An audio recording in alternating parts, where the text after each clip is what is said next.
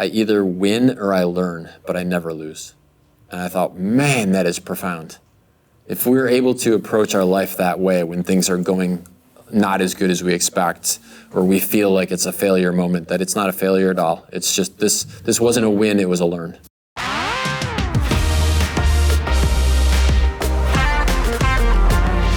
Hallo und schön, dass du da bist. Heute haben wir einen ganz besonderen Gast. Er war erstmalig auf dem World Leadership Summit in Köln zu Gast, unter anderem mit Barack Obama. Wir haben ihn schon interviewen dürfen hier im Studio. Er war schon bei Online-Konferenzen bei uns mit dabei und ich freue mich, dass er heute auch wieder da ist. Er ist einer der weltweit und natürlich auch in Deutschland erfolgreichsten Autoren. Ich glaube, fast jeder kennt sein Buch und hat es gelesen, Das Café am Rande der Welt. Alle 19 Sekunden wird ein Buch von ihm verkauft. Über 6 Millionen weltweit. Inzwischen hat er über 7 Millionen Bücher verkauft. Ich freue mich, dass er heute hier ist. Schön, dass du da bist, John Strelecky. Thank you so much for having me. It's so great to see you. So great that we get to sit next to each other. Exactly. It's quite a time ago that you have been in Cologne for good reasons. I know, yeah. It's and then of course we've gone through these crazy times that we have, and so now here we are back to a degree of normalcy. Love that. I know that you love to travel. How is it for you to make such a wood trip? You have a lot of meetings here in entire Germany, in Austria, Switzerland. How is it for you? Yeah, no, it's great to be back on the road again, to be honest with you. As someone who is an adventurer at heart, part of that is travel for me. And so during the last couple of years, it's been trying to travel within 2 hours of my house and capture that. But now it's back on the road, and it's great. It's great. Yeah, we were zipping around on scooters, on Lime scooters yesterday. And I don't know, there's just something so freeing about being on a scooter, zipping around a city that you don't know. It was a great feeling. Yeah. You wrote a lot of bestsellers, and you wrote also a new book. We will go into that book in a minute. But maybe first, for the people who don't know you in person or only read your book before and don't know much about the person John Strelecky. You had a changing moment with the age of 33. May you share some insights about that moment, about that time in life? Yeah, I was working at a career that I was good at. I was well paid for. It was a good company. They treated us quite well. I was an executive consultant, and so my job was to help companies be more successful. And it was really interesting because I had struggled a great deal earlier in my life, and then from the outside, it would have looked like, wow, he's found his thing, you know. But I was looking at the people that were 10 years older than me and thinking to myself, if I keep doing what I'm doing, in 10 years, I'll be them. And I'll be doing that job. I'll pretty much be that kind of person. Am I okay with that? And it wasn't that they were bad people. It wasn't that their job was horrible. It just wasn't what I wanted to be doing, Alex. And I think that's an interesting defining moment in life where you have to step into the unknown, to step into the void. So I left it all behind and backpacked around the world for a year. Coming out of that experience is when the inspiration for Das Café am Rande der Welt came. So thank goodness that I did that, because otherwise we wouldn't be having this conversation today. So many people, I think, have that experience or have that feeling, maybe even right now, that they are in a job, that they are in a situation in life where they feel that that's not the right feeling they want to have the rest of their lives. Yeah. You did a very brave step. You quit your job and did a world trip. Didn't you have any fear or something like that? Or what kind of recommendation can you give people who are in that situation and have fear to make the step? Yeah, and interestingly enough, there was not a lot of support either. When I told people this is what I'm going to do, in general, the perspective was, that's crazy, like you're nuts. So I wish, going back then, it would have been nice to have somebody say, this is a great idea, John, you should definitely do this. But sometimes that's life too, that it's that moment where you have to decide for yourself. You can't rely on someone else to be the presence that gets you there. But I'm so glad that I did it. It's something that I dreamed about since I was a child, and I think that's a great indicator. Like, what are the things that you've dreamt of since you were a little kid, and you get to that early 30s and you still have not done, seen, or experienced it? Because otherwise you get into the position in life where you've got many more obligations, whether it's family obligations or a house or whatever. And so, yeah, I don't regret it a second. And I've never met someone who did something like that who regretted it. Yeah.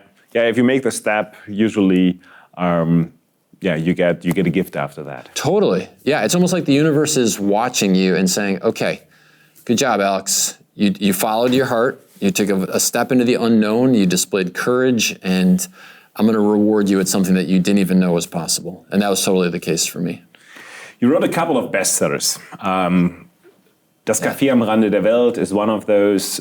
Second one, only to name two, is The Big Five for Life. Yeah. What was the motivation behind your new book? The English title or the German title is Die Überraschung im Café am Rande der Welt. Yeah, so this is the fourth book in the Cafe series. And when I wrote the third book in this series, I thought I would have two protagonists. I thought I would have Hannah at 15, who wishes she was older, and I would have John, who wishes he was younger. And when I wrote that book, it was very obvious to me that there was a very special story with Hannah. And so I ended up taking out many of the parts that I'd originally written and leaving book 3 just about John and his struggles, but I did introduce Hannah in that book. And then book 4 is about her stepping on the threshold of the cafe and deciding whether she's going to go in. But she comes from a very, very challenging life. She's 15 years old. She does not have support at home. Matter of fact, it's the opposite. Her everyday life is a struggle and a safety question as well. And so she is about at the point in life where you're going to lose hope. And of course, that's why she and the cafe find each other in that moment. And I think probably almost every human being can relate to that moment when you're about to lose hope about what is my place in the world? Where am I going to start walking? What is my path? Yeah, I wrote the book. I read the book the last week, and I had two main questions when I read it. And the first question was, I know that you also have a daughter. Yeah. Who is, by accident, question mark, in the same age? Did you wrote the book for your daughter? Without a doubt, I have a really beautiful, I'm very glad that I have a beautiful relationship with my kid in that we talk about everything. Things that I still to this day don't talk to my parents about, my kid and I talk about. And that said, there are still some things in life that I think sometimes we read in a different format and we absorb the lesson. So without a doubt, when I was writing the book, I was thinking to myself, what do I wish I would have learned when I was 15, or I'd understood by the time I was 15 about life? And so every time I finish a book, I ask 10 people to be part of a focus group. They read the book, and then they give me really critical feedback. I'm not looking for someone to say, oh, I liked it. I'm looking to say, okay, you lost me in chapter 4, or I loved chapter 7 because of this. And so I asked my daughter if she would be one of my 10 readers for this book. And she was. And she gave me some great feedback about the voice of Hannah at 15. And it was just uber cool also to be, having my daughter be one of the 10. So yeah, I didn't write it. She's not Hannah. Yeah, obviously, the background of Hannah is a different one. Totally. But my gut feeling was that it's helpful to have something you can give your daughter in a situation where she's growing up. She's in the age of a lot of changes. Yeah. With 14, 15. So was it a helpful advice for her? Yeah, so that age is so interesting, both for men and women when you're turning that age, in that the world sees you differently. Physically, you're so much different than you were when you're a kid. So the way people look at you, the way they interact with you, what they're thinking is different. And there is no guidebook for life that you get at 12 or 14 or 15. It's not like, Alex, congratulations on your 14th birthday. Here's a manual for life. It just doesn't work that way. And so I think it's awesome that if we can find these moments of inspiration, guidance for some of the bigger challenges when you're at that age, then it helps you succeed in life. And if you don't have the manual, then you get to be my age or your age, and you might still be asking some of these questions like, how do I deal with this stuff?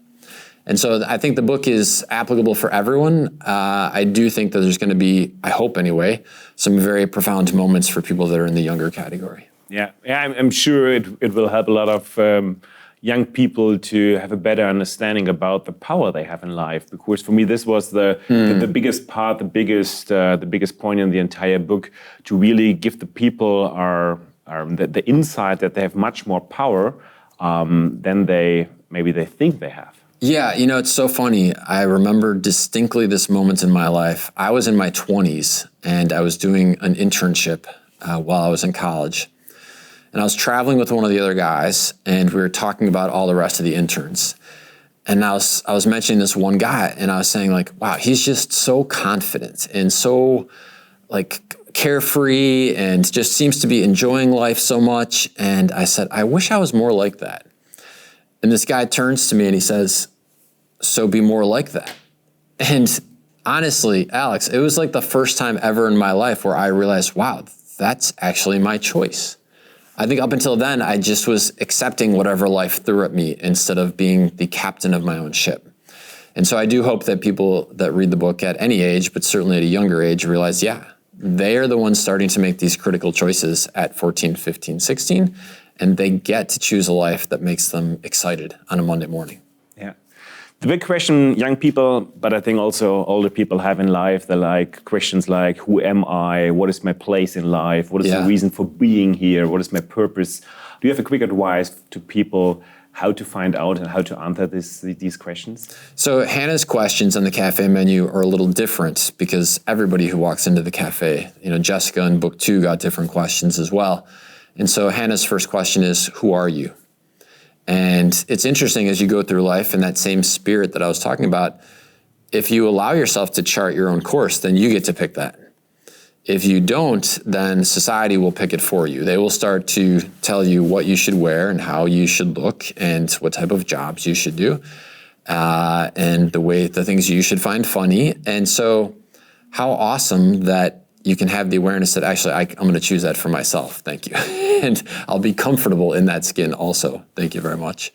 I don't know, at what age did you start to do that for yourself? With the age of 15, okay. But it was really by accident because I don't have any clue about personal development, about asking big questions in life. And my father brought me to a seminar where especially these questions were part of that seminar, and I did this for 9 days in a row. Wow. Which was really like a crash course in personal development at the age of 15, but it was more by accident to get there.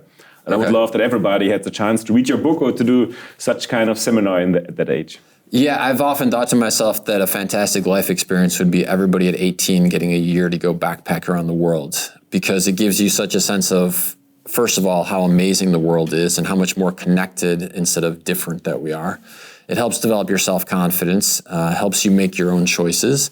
And so, yeah, maybe it'll be a week of self-development and then you get to go backpack the world for a year would be the fantastic formula. Because I love that, because like I said, if you don't get it, because your parents don't introduce it to you or you don't get lucky to find it in another place, then you just kind of struggle through life until you figure it out on your own. Yeah. In the book you describe, or the story describes, that often you have some voices in your head, in your mind. Yeah. And I think it's Mike who gives the advice in the book, the character, to give that mind a name. To talk to it, to get a connection with your mind. Yeah. What is the name of your mind? Yeah, so Sophocles is the dialogue that I have between myself and my brain, or my unconscious. You can pick whatever term works for you.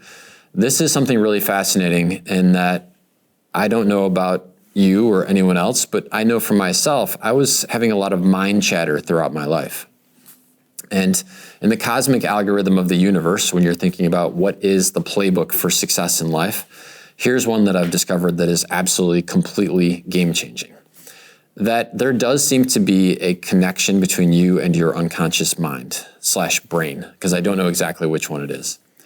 And there is something that is existing, but it's almost like if you're talking to me in, Italian, and I don't speak Italian, and you ask me 13 questions or tell me 13 things, and I give you 0 response to those, at some point you're going to be like, why bother, right? And I think this is what's happening with our unconscious mind.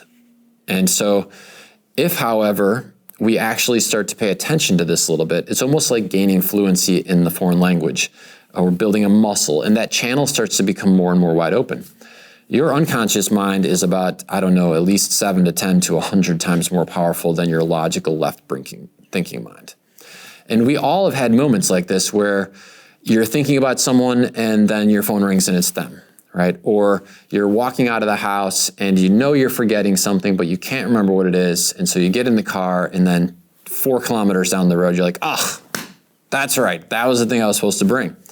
This is your unconscious mind telling you something that you already are going to need in the future. This is crazy cool. I use this in sports now all the time, where I will go back to the service line playing volleyball, and I will get a sense of where to stand, where to serve, and what spin to put on the ball.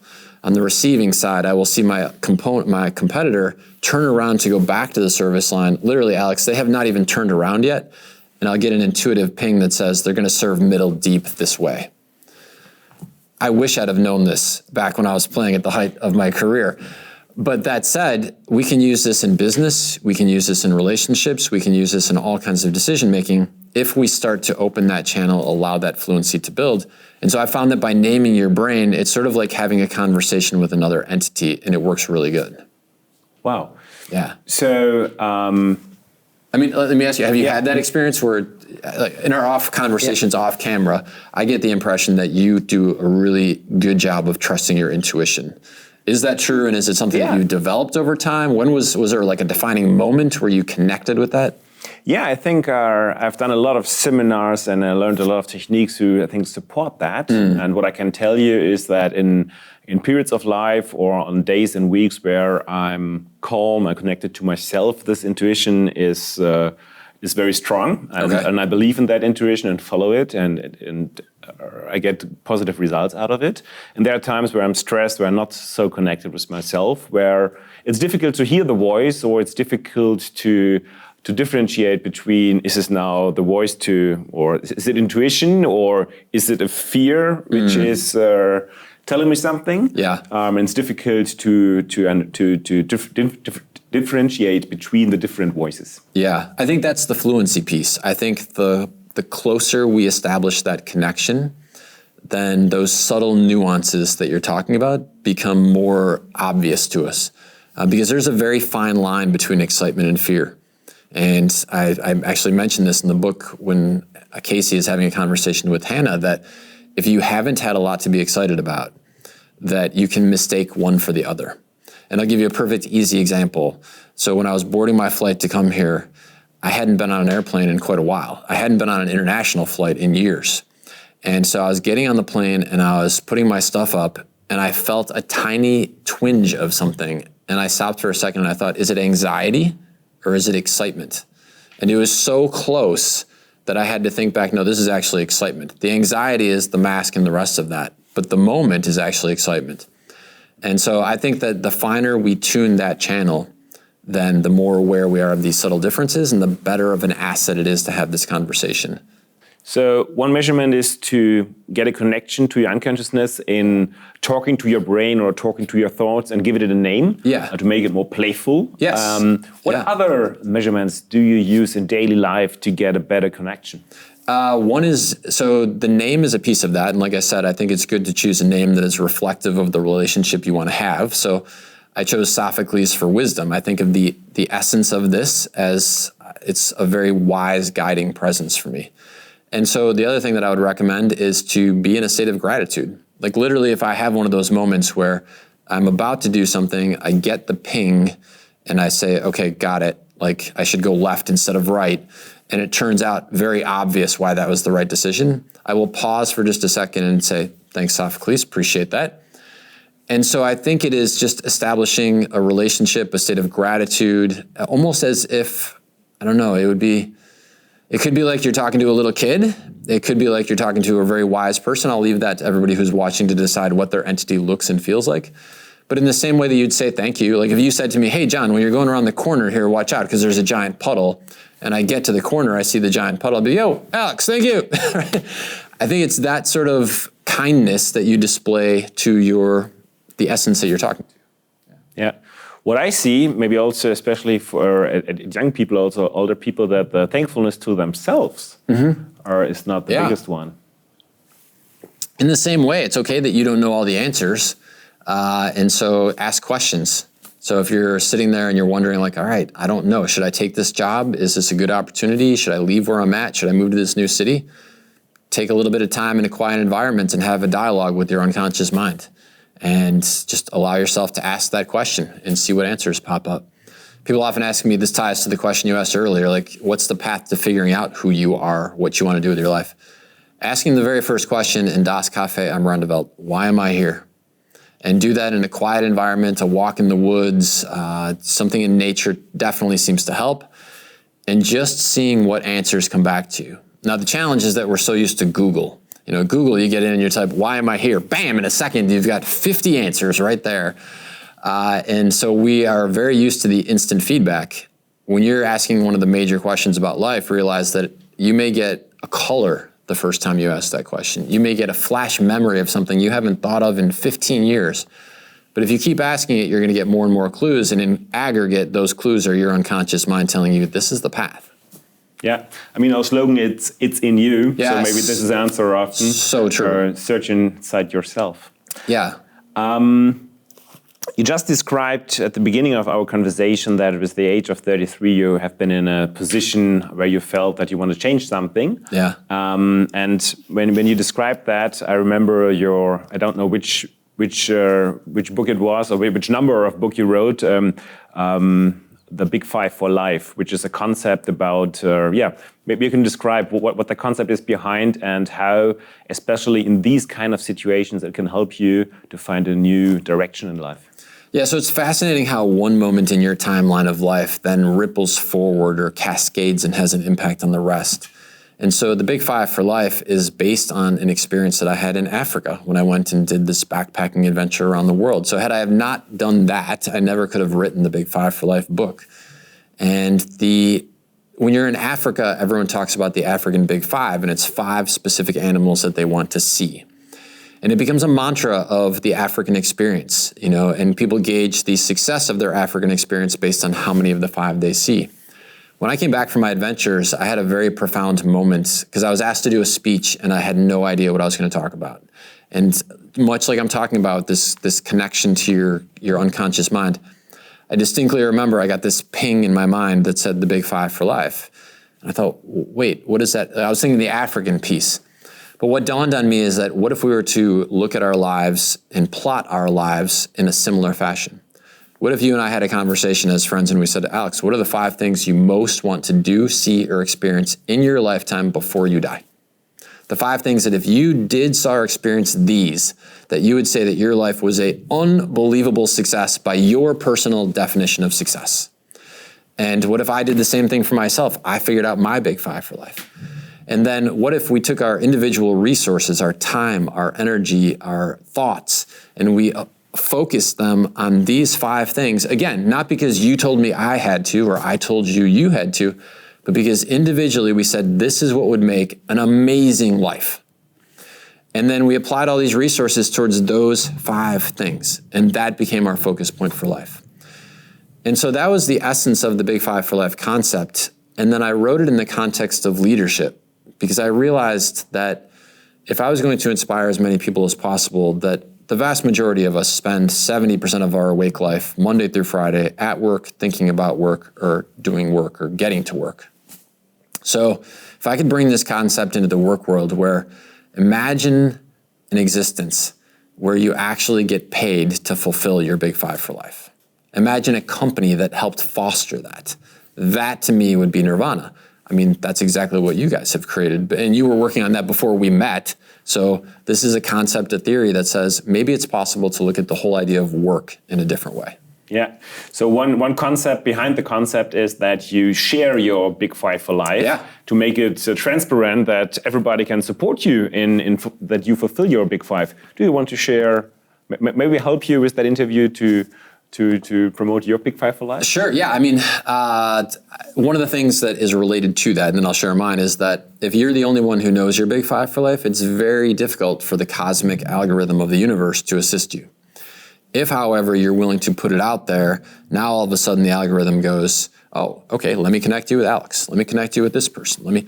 And I've had that happen so many times in my life, where when you have that random conversation with the person sitting next to you, and instead of just talking about like whatever is going to be not uncomfortable, like, oh, how do we just pass the time for 10 minutes? But actually have a meaningful conversation. It's crazy how many times the universe has sat the person next to you who is one of the keys to your Big Five for Life, or you are the key to their Big Five for Life. That only can happen, though, if we have the discussion and the dialogue.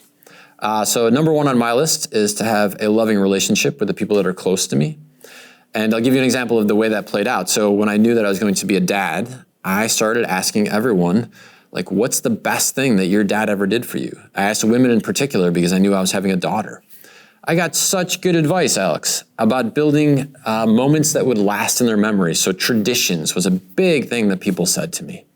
And so then as my daughter was growing up, I looked for opportunities to build traditions. Like I probably got 10 major themes about being a great dad simply by asking the question because they knew it was something so important to me.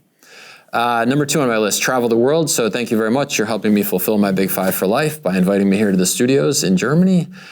I love travel. I need 10 more lives to really even cover 20% of the planet. You know, how hard was the lockdown for you? It was very hard, but it also brought about some interesting things in that, you know how almost everybody says this, I never do the things in my hometown. So my daughter and I on our adventure days were forced to look for things to do within 2 hours and outdoors. So we went on some incredible hikes. We did some incredible kayaking trips and bike trips. And those had not been part of our rhythm prior to that. Like we did a lot of museums, we did a lot of other things, but didn't really do the hiking and biking thing. So yeah. And you're living in Florida, so there's a lot to explore, right? Yeah, we had an experience, it would take too long to show you on my phone, but we had an experience with a 3.5 meter alligator and 20 baby alligators where literally this mama and the babies crossed within 3 meters of us on a trail. It was one of the most spectacular animal experiences I've ever had, right up there with everything I've experienced in Africa. And that literally was on a trail 45 minutes from my house. So cool. Yeah. So sometimes the luck is closer than you think. Yeah, and so that's not a bad thing, right? To allow I said, if you can't go macro during this, and if we ever go through more of this, then look to go micro.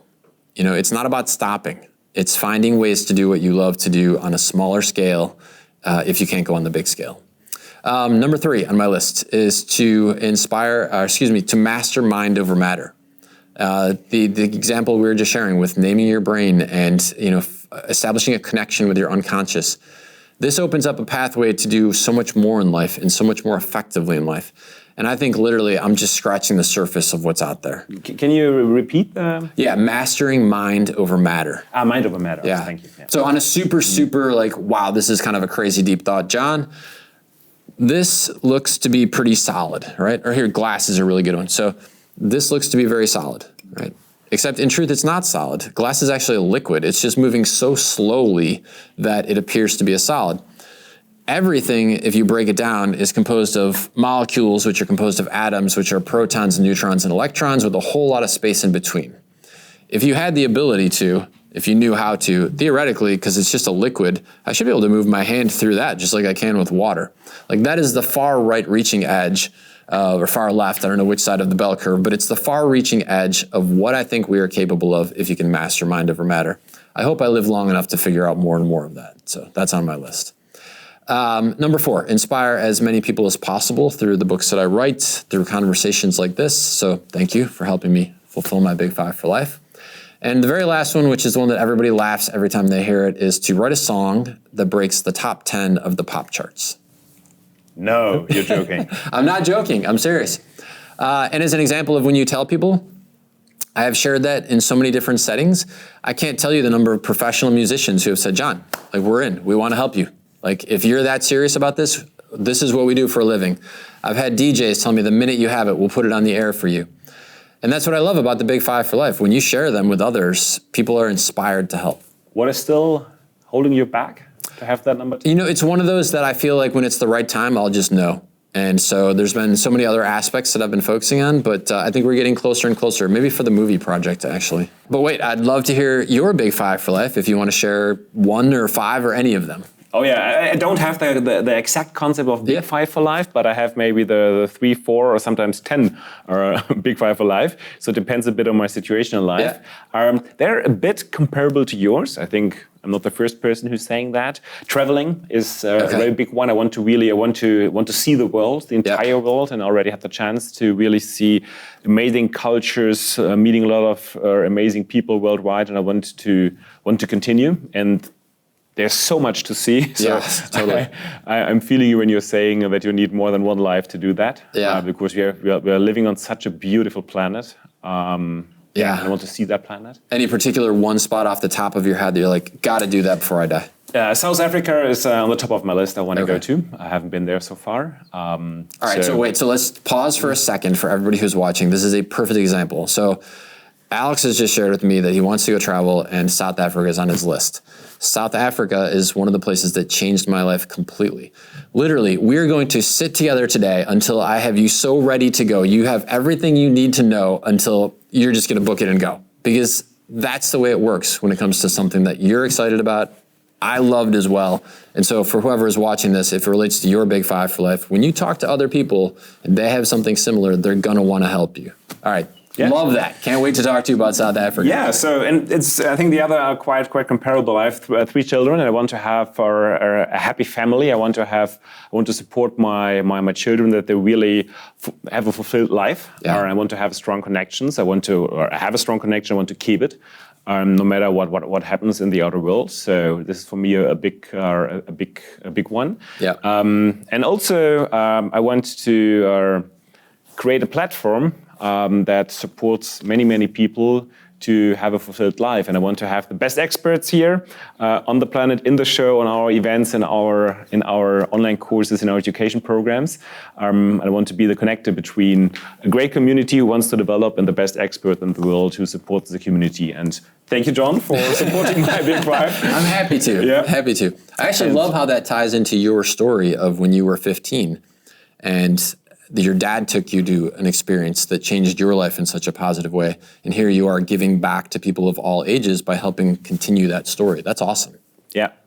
Thank you. And there's another one. I want to grow. I always want to grow. I want to understand how much potential is inside me. And I love that one a lot, most of the times. Sometimes when I'm a phase of growing, I hate this one. Exactly. But why now? Why now? Yeah. Yeah. So, and I always love to see what the world is bringing you to fulfill that big one.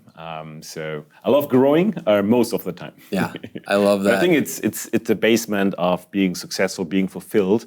That we need to grow. It's like a tree. A tree needs to grow. If it stops growing, it's dying. Yeah. I don't want to die. Someone told me a great quote yesterday at the event that we were doing, and she said, "I either win or I learn, but I never lose." And I thought, man, that is profound. If we're able to approach our life that way when things are going not as good as we expect, or we feel like it's a failure moment, that it's not a failure at all. It's just this wasn't a win, it was a learn. Yeah. You just described that the number 5 is creating a song. Yeah. And maybe you get a chance because you will have your own German cinema film. Yeah. And your most successful book, Das Café am Rande der Welt, gets a movie. And Till Schweiger, I think I can say, maybe the most successful movie producers in Germany, will produce it. Yeah. And Till will also have will have a very important role in that film. He's the director. Will be Mike. So it's interesting whether he's going to play the part of Mike or so. We went back and looked at the script and had the great pleasure of doing a screenwriting over the course of 25 days to rewrite the script. And so Till may be taking a different role because there's a role in there that he apparently really loves. So we'll see exactly, but he is absolutely going to be directing it. His production company, Barefoot, is in partnership with Rat Pack Productions to bring the movie to life. Yeah. So you talked to him personally? You met him? Yeah, we get on calls. He's a super busy guy. He's always working on a project. And so his attention and focus will shift from, what is next up in the queue. And then all of a sudden it just jumps into high speed. So because of the pandemic, the project was delayed. And so now we think it's a 2023 release. So I actually have meetings about that when I get to Munich. Yeah. So you will produce it this year or beginning of next year. And so we need to wait until summer 23 to watch the movie. Yeah. I guess as I understand it, with all that's going on, it's taking people a while to get comfortable being back in the theaters. But I know in the States I've seen that. And then now it's really starting to grow again. People are heading back. And so I think that will obviously be the case everywhere in the world. And then people will have a chance to experience the cafe on the big screen. I know that with the Big Five for Life concept and also with consultants which are out there in different companies to support companies and also their employees to work on the Big Five for Life. How do you see the future of companies? I mean, the pandemic, of course, changed a lot of what people expect from their company. Companies change a lot the models, how they work. It's a war of talent, not only in Germany, all over the world. How do you see the future of companies' cultures? I think that the pandemic may end up being the best thing that ever happened for highly talented people who are looking to have a different type of work experience. Because in the past, there was this fear that if I let people work on their own remotely, that it just wouldn't work very good. And I think there's definitely times where people do better in a collaborative environment. I know for myself, some of my best discussions with my team are where we're in a room together and there's no set 45-minute Zoom call. So there's no exact ending to the time. Because we'll talk about an idea and then we'll switch topics and then I'll be like, wait, let's go back to that for a second, right? But I also firmly believe that really talented people have experienced the joy of working remotely. If they've got little kids, they can take care of their kids on their time. They can bring them to school on their time. They can go to the park on their time. And highly talented people will get the job done.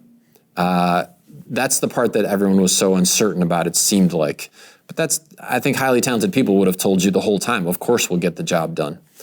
So I think it's going to radically change the way in which high talent people are able to move around from company to company. So if as an organization, you're not doing everything possible to keep your highly talented people, things are going to get very difficult for you in the next 6 months, year, 2 years, because there's an unlimited amount of opportunities. Technology enables you to find a job instantly online.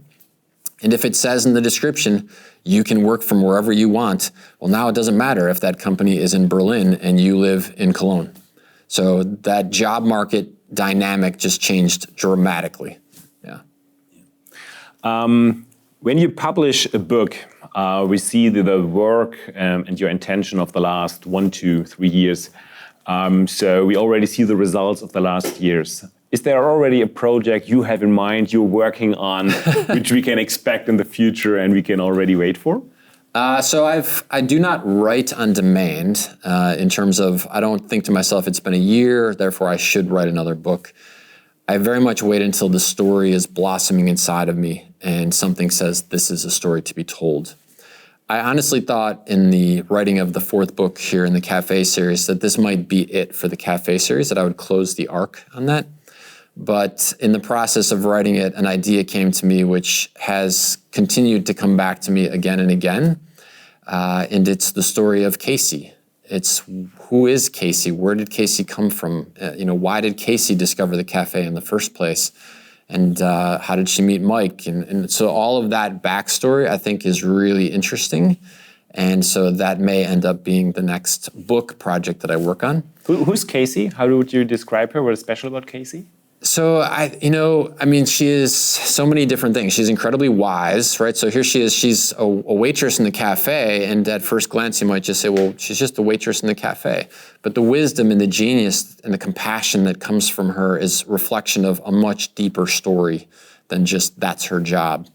And so just like everyone else finds the cafe at a moment when they need it most, there is a reason that Casey found the cafe too. And I think it's sort of like a prequel story, so that would be predating when John discovered the cafe. So I haven't committed to it yet in my head, but I think that would be a very, very interesting story to tell. And then obviously the movie is a big project. That's been a big part of my focus. You and I are talking about collaborating on a project that could be very, very fun and interesting. And so, there's a lot going on. Yeah, I'm very excited about Kathy, to understand more about Casey, about the wisdom of the waitress. I'm very excited to go into the theater next year, and I'm looking very forward to what's happening next between Grader and John Strelecky, and let's see what's coming next. Yeah, I'm always looking for opportunities. I think you said it really beautifully there, which is the opportunity to be the platform to help people move in the direction that they want to go. When I do the book signings and the events, and we've come off of now 8 events for the tour associated with the new book, And it's just so unbelievably humbling and heartwarming to have people come up to you and say, I was at such a dark place, and they start crying and they say, this is what helped me. And so the project we're talking about collaborating on is sort of that next level of what would it look like to help enhance the platform where people have the opportunity to take it to a whole nother level of what they discover about themselves and where they take their life. And at the end of the day, that's really it. If I was to, being a parent, being a dad is like the top thing for me. Right underneath that is being an adventurer. So I want to see as much of the world as possible before I die. And, right up there with it is to try and have as positive impact on the world as I can before I leave. I have one last question, which is coming up, and you're describing how much impact we can have with our work. Do you sometimes forget how much change you support or create with your books? Because it's quite hidden what happens, because it's a book. You don't have a personal connection. It's not like you're having seminars with thousands of people. You are selling many million books, but do you really sometimes forget how much impact you create? So, the fans are unbelievable in terms of what they send. And, 30, 40 years ago, it would have been a personal letter, and we still do get those as well, which are incredible. These days, it's very easy for people to contact you via Instagram, Facebook, social media. And so we, on a daily basis, get some of the most beautiful, heartwarming, humbling messages you can imagine. And the Das Café am Rande der Welt, the first book, is in 43 languages. And so during tour here, I get a chance to interact with everyone in Germany and hear these stories. But online, we get to hear from people all over the world. Some of the ones that have come in from the Ukraine, especially, I distinctly remember one that we got in the last week. She talked about reading The Cafe on the Edge of the World in a bomb shelter over the 5 days as her city was being shelled, and talking about how it gave her hope. And I can't even imagine what the challenges that young woman is facing, and to think that somehow, some way, the cafe has helped her in that story, that is just incredibly motivating and humbling at the same time. John, thank you for touching so many souls, not only in the Ukraine, all over the world. And thank you for supporting My Big Four for Life and being here. Yeah, absolutely. Thank you. And, final closing thought for everybody that's out there. I always say that one of the biggest aha moments I had was that every expert starts off knowing nothing about what they became an expert in. I had no idea my path was going to be a writer. I just knew that at one moment in my life, I wanted to go follow my heart, backpack around the world with no plan after that. And I think that sometimes in life, you have to take that first big step into the adventure before the second step will unveil itself. And so for everybody who's watching, trust your heart, trust your intuition, take to heart the things you've learned here at Greater through these amazing experiences, and take a leap into the unknown and follow your heart. It'll lead you good places. Thank you, John Strelecky. Thanks, Alex.